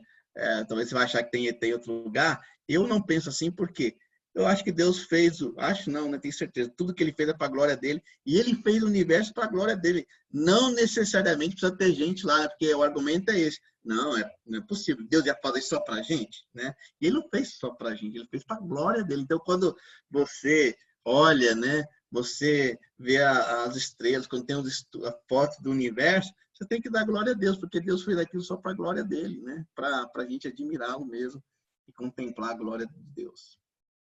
Então, o homem, desde os primórdios, ele foi tentado roubar a glória de Deus, né? Por isso que os reformadores, eles sabiam, né? Olha, glória somente a Deus. E era uma tentação que, por exemplo, quando a igreja católica ela começa com todas essas coisas, a glória vai para a igreja. Né? Ela representa a Deus e ela começa a ser idolatrada. O Papa é idolatrado, né? Você vê até hoje, as pessoas beijam a mão do Papa, é o Santo Papa, né? É o infalível. Então, assim, isso não é de agora, né? É bem antigo. Gênesis 3:5 tem isso, né? Olha que a cobra fala, Deus sabe que no dia que deles comerem seus olhos saberão. E vocês, como Deus, serão conhecedores do bem e do mal. Então, assim, o homem sempre quis dar a roubada de glória, né? Para ele. Gênesis 11:4, né? Lá, a famosa Torre de Babel, né? Qual que era o problema lá? Eles falaram assim, vamos construir uma cidade, uma torre que alcance os céus, assim nosso nome será famoso e seremos espalhados, e não seremos espalhados pela face da terra. Aí Deus vai e bagunça a língua, né? Por quê? Porque eles queriam fama, eles queriam glória, né? E Deus não divide a glória dele com ninguém. Então, assim, Deus ele imprime a marca da sua glória na criação. Eu e você, nós temos a glória de Deus, mas o reflexo dela, né? Porque ele não vai dividir a sua divindade com ninguém. Somos uma imagem, né? Somos a sua imagem. Tudo que ele criou é bom e reflete sua glória. Olha que incrível, né? Então, assim, os reformadores eles sabiam que a glória de Deus não era para homens, nem para a igreja, mas que a glória, né? Mas somente para Deus. Então, isso ficou muito claro e eles defendiam isso. Somos importantes porque Deus diz que nós somos importantes. Ele nos dá a importância, né? Não é nossa própria glória. Deus não olha assim e fala, nossa, o homem é incrível demais, uma coisa linda. Não, nós somos importantes, a vida é importante, porque Deus fez assim, né? Porque Ele é o Criador. Então a gente reflete, né? Então, a divindade que nós temos, ela não é inerente ao ser humano, ela foi dada por Deus. A igreja, olha só como é importante ter esse entendimento, porque a igreja medieval, ela tratava o homem comum, né, como alguém destituído da glória, né, porque tinha um pecado, mas assim, como alguém que não refletia a imagem de Deus, né, então, quando você olha para o outro e não entende que ele é a imagem de Deus, você vai tratar como, né? Então, assim, o trabalho digno só era dos oficiais da igreja, porque o resto é pecador. Então, eles acabaram, assim, se colocando, né, numa glória e tratando os outros como se não tivessem a imagem de Deus, né, como se não refletissem a imagem de Deus. Então, isso gerou exploração, pobreza, né, adoração de imagens não era considerada uma idolatria, mas honraria, né, então a glória somente a Deus vinha combater essas coisas. Queria fazer um ponto aqui importante, assim, em relação, por exemplo, por que todo cristão deve ser, assim, extremamente contra o aborto, né, porque cada ser humano, ele reflete a glória de Deus. Então, assim, o diabo, ele odeia que a glória de Deus seja refletida no ser humano. Então, assim, quando você tira uma vida, você está indo contra a glória de Deus, não é? E também, o mesmo lado é quando você tem uma vida que não reflete a Deus, você está desonrando a glória de Deus. Então, isso é muito sério, né? Os reformadores começaram a olhar as pessoas com muito mais dignidade, porque vinham a glória de Deus. Você vê isso em Davi, né? Quando Davi peca, ele fala assim, eu pequei contra Deus. Ele sabia, eu pequei contra o homem, eu matei um homem, né? Quando ele mata Urias. Mas a primeira coisa que ofende a Davi, ele pensa, poxa, eu pequei contra Deus, né? E aí, ele, com esse pensamento, ele sabe, né? O quanto ele fez mal para as pessoas. Então, assim, novamente, né? A honra era aos santos, honrava a Maria, porque isso foi uma tradição que se colocou. Então, a tradição é importante até um certo ponto, né? Quando o Papa ele começa a estar sob a Bíblia, ele vai colocar honra aos santos, né? Honra a Maria. Aí vem toda que Maria ela permanece virgem, todas essas coisas, ela permaneceu virgem, né? Então, e aí a Bíblia fala que ela teve filho, mas a tradição começou a virar uma bagunça, porque eles queriam dar honra a alguém. né? E não era Deus. Então, esses 5 solas, esse honra somente a Cristo, glória somente a Deus, desculpa, ele também ajuda no combate à idolatria, né? Então, assim, a pobreza da época, né? E os santos, né? Você tá vendo, assim, como foi se criando essa imagem? Jesus criancinha, né? Tipo assim, tá totalmente dependente da mãe, e os anjos lá falando, ô Maria, dá um jeito aqui, tem essa pressa. Então, essa é uma ideia que rondava na cabeça das pessoas, né? Então, Romanos 1, 21, 23 é o que eu falei, né? Deus pode ser... Olha aqui. Porque tendo conhecido a Deus, não glorificaram como Deus, né? Nem lhe renderam graças, mas seus pensamentos não. Se pus o coração insensato deles, obscureceu-se. Dizendo-se sábios, tornaram-se loucos. Trocaram a glória do Deus imortal por imagem feita segundo a semelhança do homem mortal, bem como passos, quadrúpedes e répteis. Então, imagina os reformadores vendo isso, né? E olhando a idolatria, o quanto esse sola é importante. Então, o ensino do Soli Deo Glória, o que ele buscou? Restaurar a igreja, né? Restaurar na igreja a honra e glória somente a Deus e não aos santos, Maria, o Papa. Também na obra da salvação, todo crédito para Deus, toda honra para Deus, toda glória para Deus, tudo pertence somente a Deus. Então, assim, o homem não é o centro, mas assim a glória de Deus. O trabalho poderia agora honrar a Deus, né? Porque imagina, isso foi uma coisa que fez assim os países que tiveram a reforma desenvolverem muito, porque assim, antes, como só o trabalho dos oficiais era importante, né, era honrado, o resto era tipo um castigo. Quando eles falam, olha, você pode honrar a Deus com o seu trabalho, o Lutero fala, né, para um sapateiro, fala, como que eu posso servir a Deus melhor? Ele fala assim, faça o melhor sapato no preço mais justo, e isso você vai honrar a Deus. Então, as pessoas começaram a ter esse pensamento e o trabalho que foi começando a se desenvolver, né? Então, imagina fazer tudo para a glória de Deus, e isso mudou a sociedade, né? Eu coloquei esse desenho aqui do lado, porque assim, eu já ensinei isso e era um conceito que eu tinha. Eu falava assim, a primeira é Deus, sua esposa, né, quem é casado, filho, os familiares, aí a igreja, né? Então, a gente colocava uma escala, né? Eu tenho chegado à conclusão que é Deus no centro e as coisas devem orbitar. Família, igreja, ministério, dinheiro, trabalho, profissão, né, vida pessoal. Não tem uma escadinha. Deus no centro e tudo orbitando. Tudo que você fizer, faça para a honra e glória de Deus. Vai na igreja, vá para a honra e glória de Deus. Seu casamento tem que honrar a Deus. A maneira como você educa seu filho, a maneira como você leva a sua vida de solteiro, de solteira, a maneira como você lida com a sua finança, a maneira como você está no ministério, sua vida pessoal, você com Deus, tudo para a honra e glória de Deus. Isso mudou uma sociedade, muda a nossa vida. Amém? Filipenses 2:11 fala assim, toda língua confessa que Jesus Cristo é o Senhor para a glória de Deus Pai. Então, até a salvação, né? A gente fala assim, é meu fruto. Não, qualquer pessoa que ela se converte e confessa Jesus como Senhor para a glória de Deus. Filipenses também fala isso, né? Esta é a minha oração, que o amor de vocês aumente cada vez mais em conhecimento e toda percepção, para discernir o que é melhor, a fim de serem puros e repreensíveis até o dia de Cristo, cheios de justiça, fruto que veio por meio de Jesus Cristo para a glória e louvor de Deus. Ou seja, todo o nosso comportamento moral, né? Toda a nossa dedicação, ela não tem que ser para falar, nossa, olha que fiel que ele é para a glória de Deus. Né? Só lhe deu glória, ele fez parte do ensinamento de Jesus, né? João 11, 3-4. Ele fala assim, então as irmãs de Lázaro mandaram dizer a Jesus, Senhor, aquele que ama está doente. Ao ouvir isso, Jesus disse, essa doença não acabará em morte. Olha só, essa doença não acabará em morte, é para a glória de Deus, para que o Filho de Deus seja glorificado por meio dela. Então, assim, o foco não é Marta, o foco não é Maria, o foco não é Lázaro, o foco é a glória de Deus. Olha que incrível. João 15:8. Meu Pai é glorificado pelo fato de vocês darem muito fruto, e assim serão meus discípulos. Então, assim, dar fruto, né? Chamar outras pessoas, trabalhar na conversão, né? A gente anunciar o evangelho, e quando elas se convertem, glória a Deus por isso. Deus é glorificado quando a gente dá muito fruto. Então, olha que incrível. Mateus 5,16 fala assim, assim brilha a luz de você diante dos homens, para que vejam as suas obras e glorifique ao Pai de vocês que está no céu. Então, a sua obra tem que glorificar a Deus e não a você. Então, a obra é importante.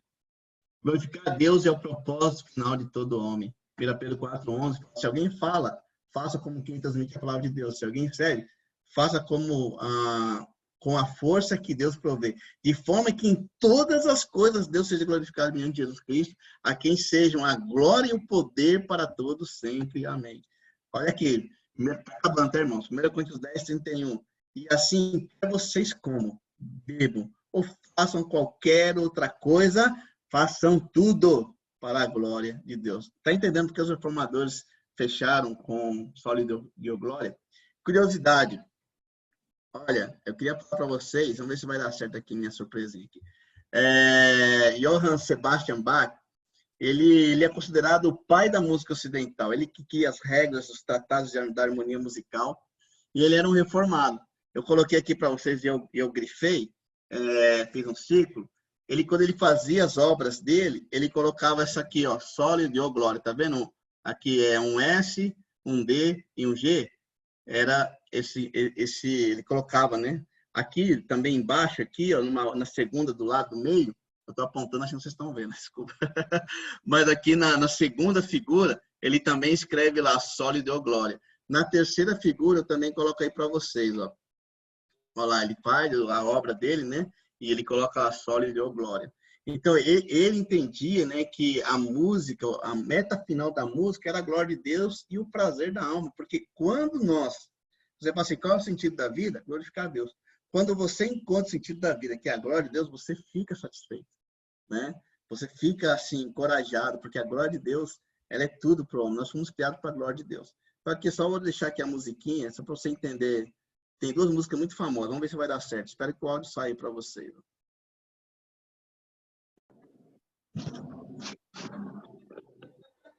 Todos conhecem? Faz um... Estão ouvindo? Se estiver ouvindo, faz um joinha aí para mim. Eu não sei se sai o som. Essa é uma muito conhecida, né? A outra é essa aqui, ó.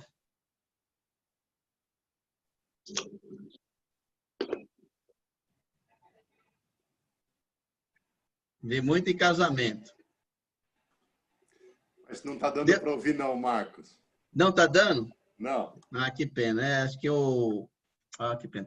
Bom, eu não vou cantar para vocês para não passar vergonha, mas depois eu posso mandar o link para vocês. Ah, que pena. Pena mesmo. Mas essas músicas são muito famosas. Denise, pode colocar com o celular tocando. Deixa eu ver se eu consigo. Boa pergunta. Bom, depois eu ponho aqui. A gente está já... Só um minutinho aqui. Depois eu ponho, vai demorar. Depois vocês podem procurar essa música Minueto e Descelo Som. Mas olha, esse homem, ele é imagina, o pai, né, da música ocidental, ele era um reformado. E ele sempre colocava lá, glória a Deus, né? Glória somente a Deus. Então, termino aqui, né, com a conclusão. A conclusão vai ser rapidinha. Deus está no controle da história.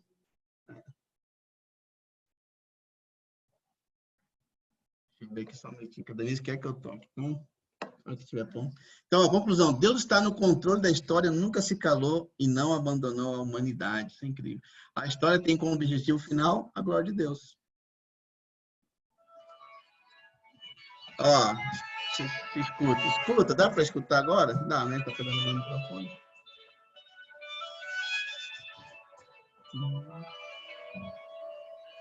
E tem mais músicas aí, muito famosas dele. Então, assim, os reformadores, eles impactaram... Obrigado.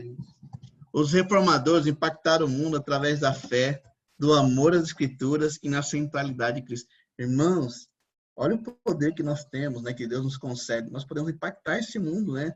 Um mundo que cada vez mais tem se afastado de Deus. Sempre a chave é retornar para as Escrituras, restaurar a nossa fé, né? E a centralidade de Cristo. O que convence não são essas palavras, é Cristo. As autoridades sagradas da Escritura, isso é inerrante, nós nunca podemos perder isso, né? A Bíblia não erra, ela é a palavra de Deus, viva e eficaz, né? É o que fala aqui. Eu gosto quando Paulo fala, né, em Timóteo, fala assim, porque desde que você conhece as sagradas letras, capaz de torná-lo sábio para a salvação mediante a fé em Cristo Jesus. Observa as solas aparecendo aqui, sagradas letras. Vigilância, irmãos. Não idolatrar homens, mesmo bem intencionados, né? Homens erram, como aconteceu até com os próprios reformadores, né? A gente viu na história os erros que eles cometeram. A fé cristã é robusta ela impactou o mundo, né? Através da fé cristã, que foi propagada a igualdade, fraternidade, dignidade, desenvolvimento da ciência, da democracia, liberdade religiosa, separação da igreja e Estado, né? Incrível. A reforma resgatou o princípio do sacerdócio universal, né? Só tirar uma coisa aqui. Onde cada cristão pode ensinar a palavra, pregar Cristo, buscar uma relação pessoal com Deus e exercer a sua fé sem intermediações. Então, isso é muito animador. A reforma trouxe Deus novamente para andar debaixo, né? Venha a nós o vosso reino, porque antes é Deus lá em cima, eu aqui sofrendo, e tomara que alguém me ajude, né? Então, a reforma ela traz ao ser humano um relacionamento íntimo com Deus, né? Ele fala, olha, que habite ricamente a palavra de Cristo, ensine, aconselhe uns aos outros com toda a sabedoria, cante salmos, hinos espirituais com gratidão a Deus no coração. Tudo que fizerem, seja em palavra ou em ação, faça em nome do Senhor Jesus, dando por meio dele graças ao Pai. Tudo que façamos deve ser para a glória de Deus. Esse é o propósito de toda a criação. Sair desse centro causa graves e grandes desvios. Salvação pertence a Deus, está Apocalipse aí. Depois disso, olhei diante de mim, estava uma grande multidão e ninguém podia contar. Todas as tribos, nações, povos e línguas em pé, diante do trono do Cordeiro, com vestes brancas e segurando palmas, e clamavam em alta voz: a salvação pertence ao nosso Deus, que se assente no trono e ao Cordeiro. Então, a salvação pertence a Deus, irmãos. Lembre-se, né, que a chave da reforma, o justo pela fé viverá. Então, aqui eu deixei a fotinha aí dos principais reformadores, né? Então, eu expliquei o movimento de cada um. Vocês podem depois repassarem, né? As referências principais do que usei, né, nesse tanto de hoje, é claro que a Bíblia NVI entra aí, né, bastante. E eu quero desejar a todos um Feliz Natal, né? Obrigado aí pela confiança, pelo tempo dispensado. Desculpe estender um pouco, mas fechar era difícil. Mas que bom que deu, que vocês estiveram aí. Feliz Natal, glórias a Deus e graças aos homens. Obrigado, irmãos, por terminar aqui.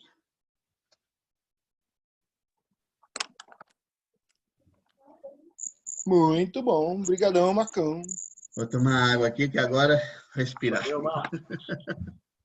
Obrigadão, cara. Obrigado, Marcos. Valeu, Marcos. Obrigado. Obrigado. Então, se alguém tiver alguma pergunta aí. Marcos, posso iniciar minha primeira dúvida aí? Pode. Quando a gente está estudando a Bíblia com uma pessoa e ela reconhece que ela não que ela precisa de Jesus para ser salva, que mesmo ela se arrependendo dos pecados dela, sabendo que vai voltar a pecar, mas ela precisa de Jesus para tudo isso, para o passado, presente e futuro, em termos assim, de pecados e salvação. No momento que ela reconhece, em qual momento que ela é salva? Na hora que ela confessa Jesus como Senhor dela? É na hora que ela é batizada, que cumpre, tipo assim, a assinatura do contrato? Em que momento que ela é salva? Eu acredito em meios ordinários e extraordinários. Então, assim, eu vou te responder com o que eu vejo em Atos. Então, assim, as pessoas recebiam a pregação do Evangelho, reconheciam a Cristo e eram batizados. Você não vê exceção nisso, entendeu? Uhum. Mas, assim, aí se eu falar para você assim, o cara, ele não passou pelo batismo, afirmando que é o batismo que salva, aí eu estou cometendo o mesmo erro da Igreja Católica, entendeu? Eu estou colocando a fé no ritual. O batismo, ele vai falar o quê? Lembra que eu li nas Escrituras? Por meio da fé, a gente participa do sangue, a gente morre com Cristo, né? Então, assim, esse é um ponto de discussão muito grande, porque os reformadores, eles não tocaram nisso no batismo. É interessante, você não vai ver Calvino, você não vai ver Lutero. Inclusive, eles continuam com a prática do batismo infantil, porque eles é assim, o negócio era tão para obra que eles nem quiseram tocar nesse assunto. Tipo, ó, não é importante, importante é pela fé. Entendeu? Então, assim, de maneira extraordinária, Deus pode salvar quem Ele quiser, da maneira que Ele quiser. Só que quando eu leio Atos, está sendo ensinada a mensagem, as pessoas estão entendendo, estão sendo batizadas. Quer dizer, elas estão declarando a fé dela por meio do batismo. Entendeu? Eu acho que a pessoa que entende isso também, ela vai querer ser batizada, né? Então, assim, Pois Deus é, sabe pois é. disso que... O batismo, ele é extremamente importante. Ele é um mandamento, né? Ele é um sacramento. Jesus falou, vão e batizem. Só que a gente não pode colocar... Por exemplo, então a gente nem sabe estudar. Ia lá e batizar e fazer... Em vez de só, a gente fala assim, a criança não pode, né? Então eu vou pegar um adulto, pum, jogo na água. E a gente viu, irmãos, que pessoas são batizadas, né? Se o batismo salva e tal, pessoas que abandonam a fé. Por quê? Porque foi um batismo sem fé. Igual a fé sem obras, né? Uma obra morta. Entendeu? Então, assim, eu acho que a gente tem que tomar cuidado para não colocar a fé no ritual. Né? Tem todo um processo bíblico. Né? Eu estou estudando a Bíblia com um amigo e eu falei assim, eu vou te falar de muitas coisas que um cristão faz, mas é a resposta ao entendimento de quem é Cristo. Entendeu? Porque senão a pessoa pode achar, eu não li a Bíblia, agora eu estou lendo. Eu não convidava ninguém, agora eu estou convidando. Eu não pedia perdão, agora eu pedi. Então eu mereço ser batizado. E a Bíblia não vai nessa linha. Então, nós somos salvos pela graça. O batismo é a sua declaração de fé. Você vai lá e fala, Jesus é meu Senhor. Você dá o título de Jesus de Senhor da sua vida. Não é Jesus é alguém que eu gosto. Né? Então acho que tem muita importância. Mas tem isso, tem a maneira ordinária e a maneira extraordinária. Ó, vou falar, por exemplo, C.S. Lewis. A gente gosta e tal. Ele fala que ele se converteu descendo de um ônibus. Como é que você explica isso? Né? Então, assim, é um assunto que é bem espinhoso. Como eu falei, eu vou lendo a Bíblia, eu vou vendo. Todas as pessoas tiveram contato com os discípulos, entenderam, foram batizados. Né? Então, eu acho importante isso, entendeu? Não sei se eu te respondi. Não entendi. Respondeu, faz parte, o batismo faz parte, né, de tudo isso que assim como Jesus pediu fazer a ceia em memória dele, ele também mandou, ele fez o mandamento do batismo. Uhum. Eu acho assim, eu estou na Bíblia com pessoas que não entenderam o batismo, que é religioso e tal. Aí eu penso assim, em que momento você se converteu? As pessoas têm muita dificuldade, né? Então, assim, o momento da minha conversão eu lembro, porque eu mudei, né? Eu era uma pessoa, era outra. Então, assim, é um assunto complicado, porque também você vai ter pessoas que se convertem no desenvolver da fé, que elas vão aprendendo várias coisas, né? Então, assim, eu vou pelo que a Bíblia fala, né, que eu vejo em Atos, mas eu também acredito que há maneiras extraordinárias, né, de Deus salvar. Mas tudo é pela fé, não é pela obra. Sempre é pela fé. No momento que faltar o entendimento, eu acho que a gente tem que fazer o que é mandado, né? Por exemplo, se faltar o entendimento desse momento de conversão, o batismo foi mandado por Jesus. Então, Mas ele tem que ser feito com fé, Emerson. Não, claro. Senão você pode cair no erro da obra, né? Eu entendo quem vai ensinar, né? Mas sempre lembrando, que, irmão, não adianta batizar alguém que não tem fé, que ele não vai sustentar. Vai ser uma fé morta. Ele não vai conseguir. Não adianta você mandar ele fazer um monte de obra que ele não vai dar conta, porque nós somos salvos pela fé. Entendeu? Então, assim, se for assim, eu não posso ser um cristão, porque eu fui batizado, saí de casa para encontrar com um cristão, aí à noite eu já era um cristão. Eu não convidei, eu não li a Bíblia, eu não pedi perdão para ninguém, mas eu me arrependi, e aquilo foi transformador, entendeu? Então, assim, e eu cheguei nesse entendimento, eu preciso ser batizado, né? E aí eu fui convertido. Eu acho que a pessoa que chega que entende o arrependimento, entende a necessidade de Jesus na vida dela, ela vai entender que ela não vai colocar isso para mais tarde. Ela vai ter urgência. Exatamente. Ela vai ter que entender o solo Cristo, solo a fé, solo a graça. Então, Obrigado. Eu não quero aqui, a gente vai ficar muito tempo discutindo, porque é um assunto que dá pano para Marcos, manga mesmo. é bom Oi. lembrar que a fé é o essencial e como obter a fé? A fé vem por ouvir a mensagem. Então, sem a leitura, sem as escrituras, não terá fé. Logo, não vai adiantar ser batizado, né? Os solos fazem isso, né, João? Vai falar só escritura, só fé. Então ele dá aquele fechamento, né? Não é uma coisa assim, não ignora a razão, né? A Bíblia ela vai dar razão para sua fé. Mais alguma pergunta aí? Eu sei que foi muita informação, né? Mas Marcos, é boa assim noite. mesmo. É o Oi, William. fala. Eu tenho que falar toda vez, né? Mas é assim mesmo. Isso aí. Primeiramente, agradecer pela aula, mais uma vez. Vejo o quanto fortalece a nossa fé, né? Pelo assunto também que a gente está falando. Mas, Marcos, eu queria saber, assim, sobre um ponto, assim, que das aulas, os pontos que você falou dos reformadores, assim, um ponto que eu acho que também é muito desafiador e muito polêmico e até mesmo, assim, difícil de poder analisar. Como é que esses reformadores, assim, eles pensavam sobre a predestinação? Eu estou dizendo nesse sentido, assim, se eles tinham essa se fundamentava nisso também ou era negligenciado por eles? Eles acreditavam na predestinação, não foi assunto de Lutero, nem de discordância de Zwingli, nem de Calvino. Mas esse é um assunto, é igual aquilo que eu falei, se não dá para explicar em breves palavras, é melhor nem tocar, entendeu? Mas assim, eles não tinham esse problema. Mais tarde, com os demonstrantes, é que apareceu, com os discípulos de Armínios, Jacobus Armínio. Então, depois disso é que começa a ser discutido isso. Mas os reformadores em si não tinham essa questão. Inclusive, tem um encontro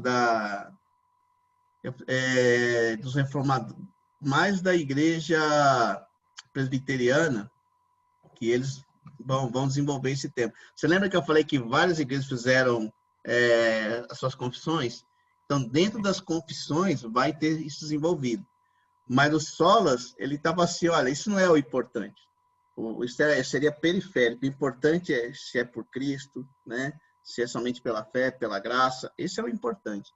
O desenvolver disso, tanto é assim, que era um ponto comum, né? Porque cada um tinha aí o seu desenvolvimento. Mas eu acho assim, que as 5 solas, todo cristão vai concordar com isso, entendeu? Sem entrar nesses méritos. Mas os reformadores em si, não foi alvo da discussão, porque eles acreditavam. Só para responder a sua pergunta. Marcos, queria agradecer pela aula, toda essa série toda, né, foi bem interessante, bem intensa, né, muita informação, né, às vezes dá uns nós aqui na cabeça da gente, esses solas, né, bastante informação. Esse da graça eu achei interessante, né, porque se a graça é algo de graça, imerecido, como é que eu tenho que fazer algo para merecer? Acaba perdendo o sentido do negócio, né? Então eu fico pensando assim, como as pessoas deturpam o negócio, a palavra, né? O sentido da coisa, né? Como a gente pode deixar ser enganado mesmo, né? Então eu fico com dó também, né? De como eu fico com dó assim, como as pessoas podem se deixar levar, né? Como se você se você não se apegar à mesma palavra, à escritura, como você se deixa levar e você é enganado. Pois é. E a coisa é distorcida, né? E às vezes as pessoas, assim, querem buscar Deus, mas são tão enganadas, né? Eu fico, meu Deus, misericórdia, né? Mas por isso que é importante o solo escritura, né? Para a gente pregar a mensagem, né? Isso é importantíssimo. É verdade. E isso realmente, de você ler a escritura e não querer interpretá-la para você, né? Então, eu falei, meu Deus.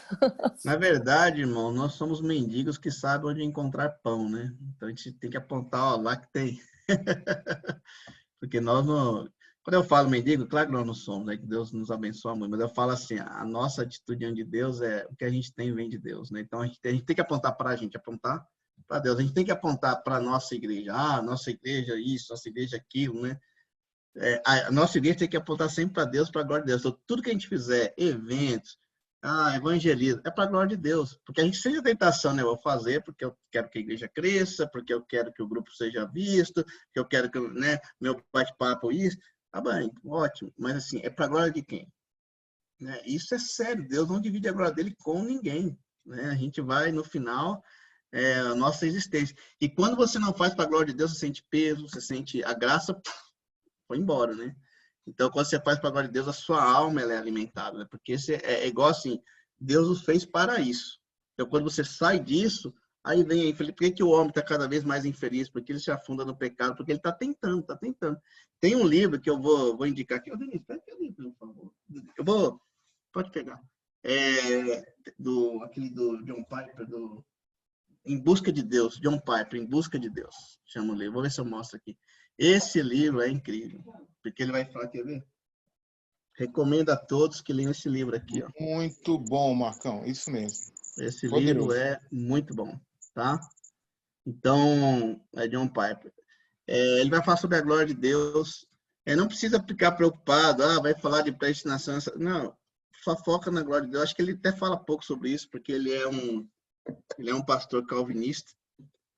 Mas esse livro sobre a glória de Deus é fantástico. Te recomendo muito, muito bom, tá? Então é isso aí. Ô Marcos, uma curiosidade aqui. Fala, Pedro. Os reformadores, eles alcançaram o objetivo da reforma dentro da Igreja Católica? Não, a Igreja Católica teve o cisma, né? Então, assim, todos nós, no sentido, saímos de lá, se a gente for pensar assim. Mas, por exemplo, muitos saíram da Igreja Católica. Zwingli era um padre, Lutero era um padre, Calvino saiu dentro da igreja, ele era um intelectual da igreja, né? Então, não teve porque eu acho que, principalmente Lutero, né? Ele não queria acabar com a Igreja Católica, ou separar, ele queria reformar. Então, isso ele não teve. Mas as pessoas saíram, né? Mudou o mundo, né? Essa questão. Entendeu? Valeu, obrigado. Obrigado a você. Você quer fazer uma pergunta? Você ia fazer a pergunta, Bruno? Marcão, obrigado mais uma vez aí por essa série. Que aventura, hein, meu amigo? Quanta coisa que a gente aprendeu.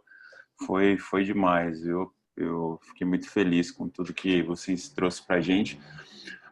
Eu estava pensando aqui no livro de Romanos, eu acho que o entendimento que a gente poderia ter é que até a glória de Deus, que seria a prerrogativa exclusiva dele, a gente tem aqui a ideia de que até a glória dele, ele deseja compartilhar com a gente no futuro, no seu reino, né? Que é uma coisa incrível, porque no finalzinho, no meio mais ou menos aqui de Romanos 8, quando ele vai falar da questão do Espírito Santo, ele vai falar que nós somos co-herdeiros com Jesus. Então, eu sou co-herdeiro, né? Jesus, ele continua sendo o protagonista, né? Eu só sou ali, tô junto dele, mas ele continua sendo a pessoa principal. Mas é incrível que Deus, ele quer que nós estejamos juntos com ele, partilhando, sendo co-herdeiros com Jesus do universo, da criação de Deus. E é interessante que ele vai falar aqui também, para que, participando dos sofrimentos também de Jesus, ou sendo co-participantes do sofrimento de Jesus, a gente também vai se tornar co-participantes da glória de Deus. Então é incrível assim pensar, né, que além de Deus nos dar Jesus, além dele nos dar o Espírito Santo, além dele nos dar a herança, junto com Jesus do universo, ainda assim ele quer também compartilhar a glória dele com a gente. Eu fiquei pensando nisso, você acha que faz sentido, Marcão? Eu vejo assim, quando a gente lê Isaías, a gente não vê que Deus vai ele não divide a glória dele com ninguém, no sentido, tipo assim, você não vai nunca ser igual a Deus, né? Como Adão queria, como Satanás, né? E a gente vê. Mas, assim, a glória de Deus, ela é abundante, né? Igual se você tem um pai rico, você vai desfrutar da riqueza do seu pai. Né? Então, assim, por que no céu não haverá choro? Porque a glória de Deus é o nosso final. Né? Nós somos criados para glorificar a Deus. Então, nós vamos receber essa glória, né? Como, não como origem em mim, mas dele, né? E essa glória que eu recebo vai voltar para quê? Para Deus, porque eu vou glorificar a Deus, né? Você vê em Apocalipse falando sobre a glória de Deus, as pessoas adorando a Deus e o Cordeiro, né?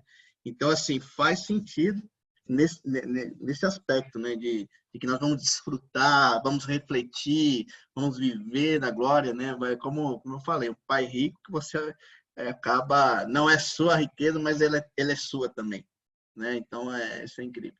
E a glória de Deus é um assunto assim que é engraçado, a gente não percebe, né? A gente está tão ali, quando você começa a estudar sobre a glória de Deus, você vê como que era um assunto importante, né? Como que Jesus mesmo fala sobre a glória de Deus, e ele glorifica a Deus, né? E Deus fala, eu te glorifiquei, meu filho. E na Trindade é um glorificando o outro, né? Jesus glorifica o Espírito glorifica Jesus, Deus glorifica o Filho glorifica o Pai, né? Então isso é bem legal, mas é isso mesmo. Glória a Deus por isso, né? Mais alguém, pessoal? Vocês já estão quase 10 para as 10. Obrigado, Marcão. Feliz Natal a todos. Obrigado, gente. Feliz Natal a todos aí. Obrigado, Marcão. Obrigado, Marcão. Obrigado a todo mundo. Um bom descanso a todos. Um abraço. Marcos, obrigada, viu? Obrigado mesmo aí pela aula. Bom Natal para todos os irmãos. Fiquem com Deus e animada aí para a próxima aula, né? Para a próxima. Boa noite. Então, bom, gente. Boa Pessoal, noite. Fiquem todos com Deus. Peraí que eu não quis encerrar a reunião. Não, Fala, Sérgio. Não, tranquilo. Eu sei que a gente está chegando, chegando no fim, mas eu realmente queria fechar agradecendo o Marcos por essa série. Foi muito interessante, Marcos. Eu sei o quanto custa preparar uma série como essa. Eu sei das responsabilidades que você tem. Então, eu agradeço de coração o tempo que você despendeu, não só nas quartas-feiras à noite, mas no tempo que você levou para preparar isso, mesmo eu sabendo que você já tinha um pouco desse material. Isso trouxe muita riqueza para a gente, então eu queria te agradecer pela disposição, pela disponibilidade, pelo trabalho que você fez. Acho que isso realmente nos enriquece muito, nos faz questionar bastante coisa, entender muito dessa história. E acho que eu poderia falar, de fato, várias coisas sobre a série, mas no fundo mesmo o que eu queria era, acima de tudo, te agradecer pela disposição em nos servir, preparando tudo isso. Então, obrigado mesmo. Espero que a gente possa ter aí outras oportunidades, talvez tratar de outros temas. Muito obrigado mesmo por esse seu trabalho, Marcão. Obrigado de coração. Obrigado, viu? Foi ótimo estar com todos vocês. Aí a gente aprende ensinando, né? Então isso foi enriquecedor para mim também. Fico feliz aí, né? Espero que tenha ajudado. E qualquer coisa, se tiver dúvida, né? Vai para a Bíblia.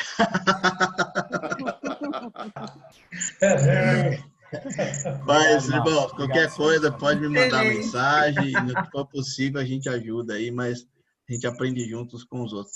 Obrigado mesmo. Boa noite. Obrigada, Marcos. Boa noite a todos. Obrigado, gente. Bom Natal aí, aproveita. Muito obrigada, gente. Tchau. Valeu. Boa noite. Feliz Natal. Tchau, Pedrão. Boa noite. Feliz Natal para todos. Tchau, Pedro.